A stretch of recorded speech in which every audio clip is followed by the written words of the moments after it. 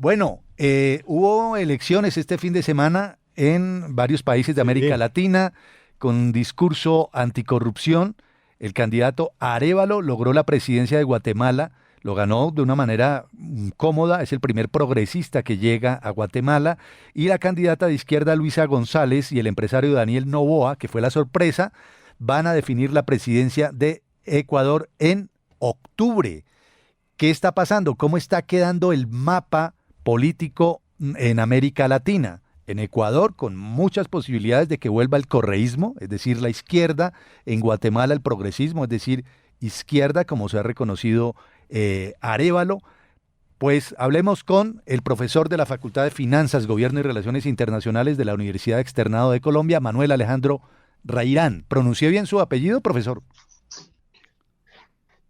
Con los buenos días, Juan Manuel. Sí, señor, lo pronunció muy bien mi apellido. Muchas gracias. ¿Cómo está quedando ese mapa de América Latina? Más hacia la izquierda, evidentemente, que hacia la derecha, ¿verdad? Sí, pues digamos que esto no es nuevo, no hay que olvidar que hace unos años, ya hace 2 años, América Latina estaba girando nuevamente hacia la marea rosada, ¿no?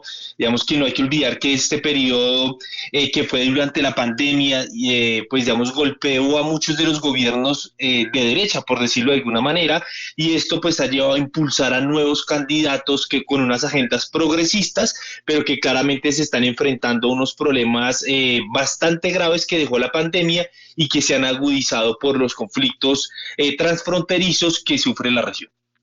Bueno, y eso en términos prácticos, para los oyentes de Radio Red, una mirada diferente, ¿cómo afecta a Colombia? Pueden ser países, Ecuador, Guatemala, que si lo sumamos a Brasil, Chile, Venezuela, no estoy seguro que Nicaragua, porque hubo una escaramuza muy dura entre Nicaragua y Colombia este fin de semana.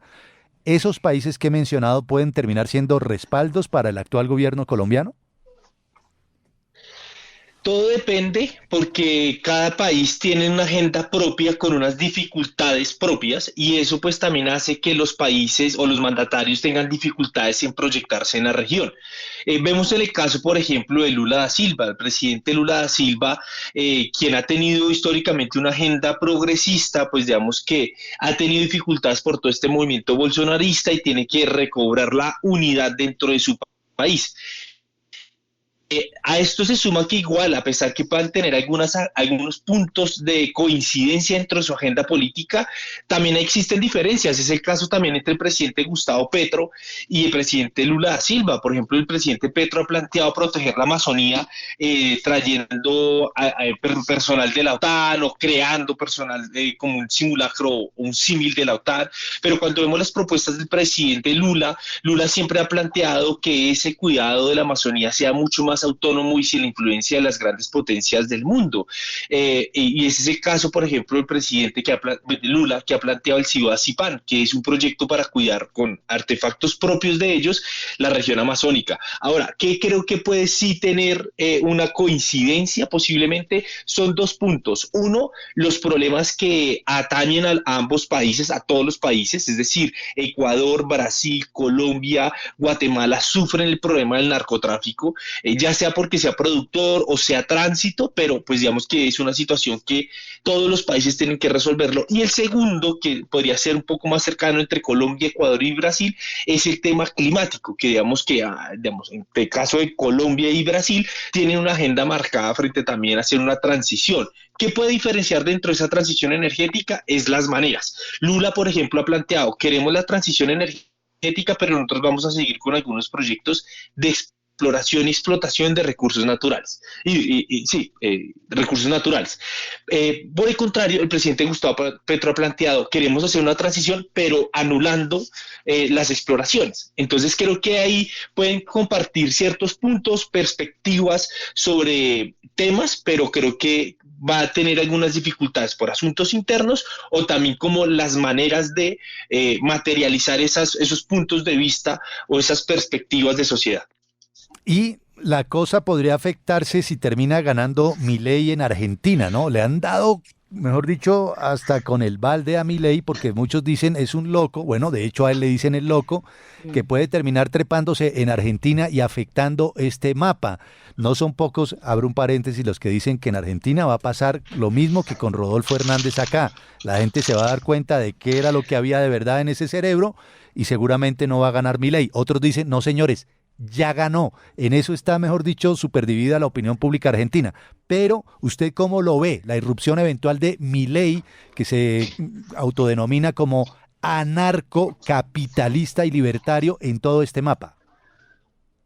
Sí, pues digamos que él es uno de estos fenómenos que han salido desde el año 2016, que se consideran personajes outsider de la política, es decir, por fuera del establecimiento.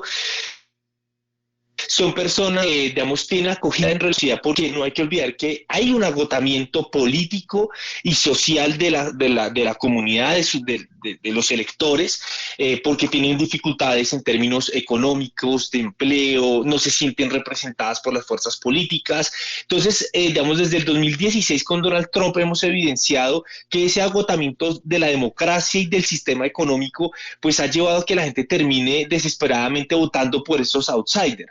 ¿Qué es lo preocupante? Que inclusive Milei, yo no creo que sean candidatos populistas, son candidatos demagogos como Jair Bolsonaro, Donald Trump, son conceptos distintos dentro del populismo y en la demagogia. Creo que Milei es un demagogo, pero que incluso el mismo medio este fin de semana del Financial Times, que para mí es uno de los medios más respetados en términos económicos del mundo, plantea que incluso la propuesta de Milei económica de dolarizar la economía Argentina no va a resolver los problemas realmente del país. Entonces creo yo que pues tiene fuerza porque también hay un agotamiento de los Kirchner, de toda esta, digamos, de toda esta historia y una posición política de izquierda, pero pues como usted bien lo decía, Juan Manuel, creo que ha habido unas campañas en diferentes redes como llamando a que la gente se concientice de la gravedad de él, porque además él no solamente se clasifica como un anarcocapitalista libertario, sino también lo ha mencionado en muchos espacios abiertos, en eventos públicos, es un transhumanista, es decir, que él considera transformar el cuerpo, la genética del cuerpo con elementos